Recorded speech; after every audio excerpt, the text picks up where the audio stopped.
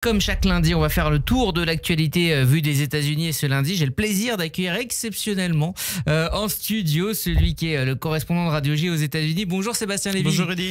Bienvenue donc dans ce studio que vous connaissez. Alors nous vivons un moment décisif, près de 2 ans après le pogrom du 7 octobre. C'est tout un pays, un peuple qui attend le retour des otages et les corps des otages aussi morts en captivité. Si nous en sommes là, c'est parce que Donald Trump a décidé clairement d'en finir rapidement avec cette guerre, une volonté farouche. Et pour y arriver, eh bien, Donald Trump a cassé littéralement les codes. Oui, et je pense que là, il faut reconnaître à Trump sa capacité effectivement à faire les choses de manière peu orthodoxe, et c'est sans doute nécessaire par rapport, je dirais, à la situation de blocage absolu dans laquelle le conflit est. Et c'est vrai que Trump aujourd'hui n'attend pas que tous les détails soient complètement réglés pour dire quasiment nous avons un deal et en gros travailler maintenant les détails, mais en tous les cas je veux un deal, et donc il met en fait un peu tout le monde devant leur responsabilité en disant maintenant je veux un deal à tout prix. On sait que pour Trump, c'est un sujet extrêmement important. Il a commencé son mandat en fait avec la libération des otages. Pendant la campagne, il en avait beaucoup parlé. Il a été très souvent sollicité par les familles d'otages, que ce soit à la Maison-Blanche ou dans les manifestations. Il en a parlé. C'est quelque chose qui a beaucoup compté pour lui. Donc c'est vraiment un sujet qui compte énormément pour lui.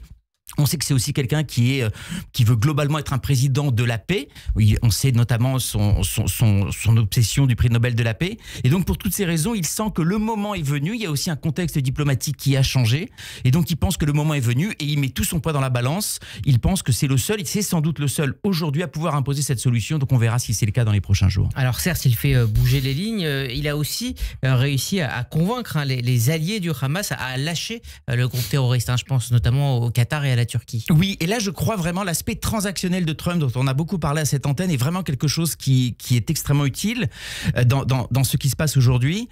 Trump, il a compris une chose, c'est qu'il est important de mettre la pression sur Israël, mais il est aussi très important de mettre la pression sur le Hamas. Et un des moyens d'y parvenir, c'est d'affaiblir les parrains du Hamas. Et donc il y a 2 parrains principaux. Vous avez évidemment le Qatar et vous avez également la Turquie, qui est aussi un parrain important. Il y avait un 3e parrain, c'est l'Iran. On sait que ce parrain-là, il a été affaibli grâce à l'action conjointe entre Israël et les États-Unis. Donc, je dirais un premier parrain a été un peu neutralisé. Le 2e parrain, c'est le Qatar. Et c'est là où l'approche transactionnelle de Trump, elle joue.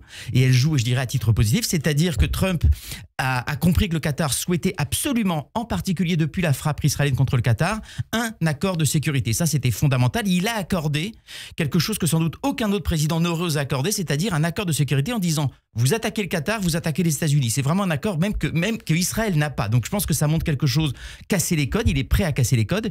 Et puis enfin, vous avez le 3e parrain, la Turquie. Là aussi, il a été prêt à aller beaucoup plus loin que ses prédécesseurs en étant prêt à vendre des F-35 à la Turquie.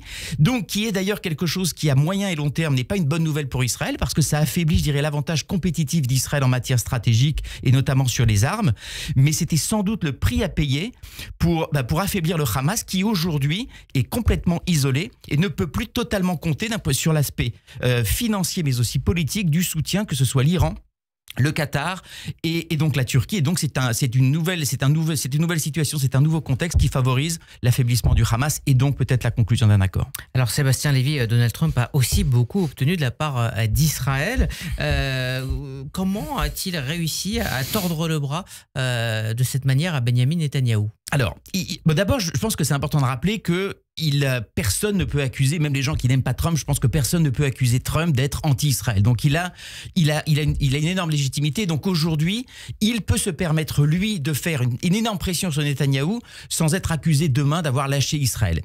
Ce qui est très intéressant dans ce qui se passe aussi, il a aussi vu d'une certaine façon que l'isolement d'Israël, que l'isolement diplomatique d'Israël est aussi un atout dont il peut se servir aujourd'hui en disant à Netanyahou, en gros, il te reste les États-Unis, et j'irai même plus loin, non seulement il te reste les États-Unis, mais il te reste uniquement une partie des États-Unis. Je pense que c'est important de rappeler le contexte qui se joue en ce moment.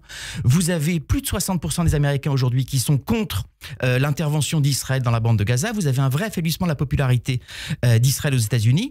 Trump, il voit les sondages, il peut dire à Netanyahou, en gros, tu n'as personne vers qui te retourner.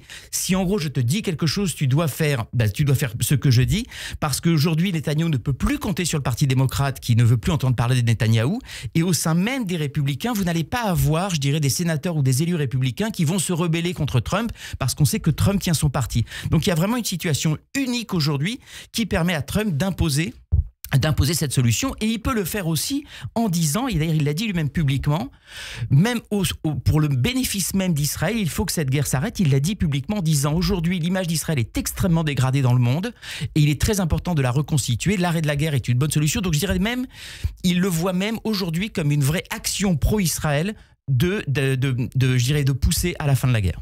Alors, Steve Witkoff et Jared Kushner sont attendus en Égypte une fois tous les détails réglés pour donc parfaire cet accord. Est-ce que ce plan Trump peut encore être modifié là? Alors, comme je l'ai dit au début, je pense que Trump a vraiment posé les grands principes.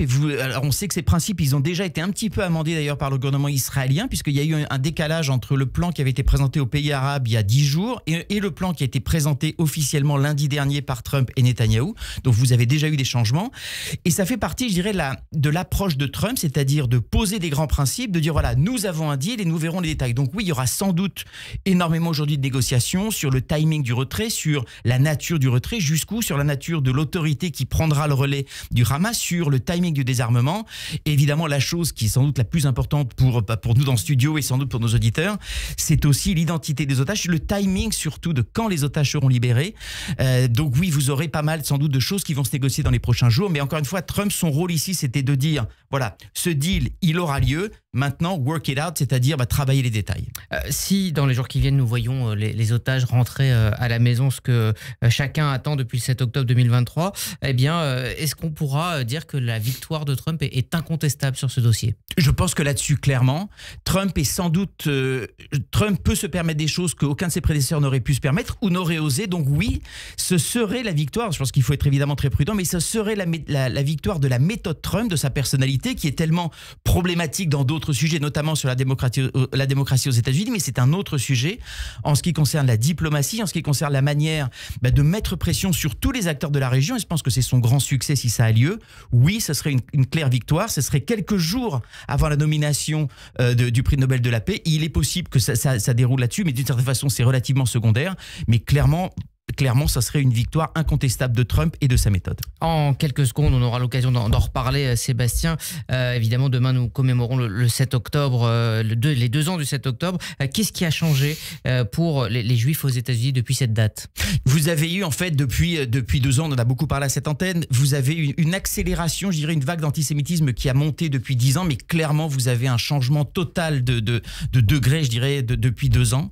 Donc, vous avez aujourd'hui un sentiment d'inconfort, un sentiment de tranquillité qui s'est évaporé, qui à titre personnel me fait énormément penser à ce qui s'est passé au début de la deuxième intifada en France, c'est-à-dire c'est un petit peu comme si le sol se déropait sous vos pieds, vous étiez dans un nuage, un ciel complètement clair, et vous avez aujourd'hui des nuages qui s'amoncellent, donc c'est un sentiment d'inconfort, d'intranquillité qui aujourd'hui étreint les Juifs américains. Merci Sébastien Lévy. Dans un instant sur Radio J, un nouveau journal.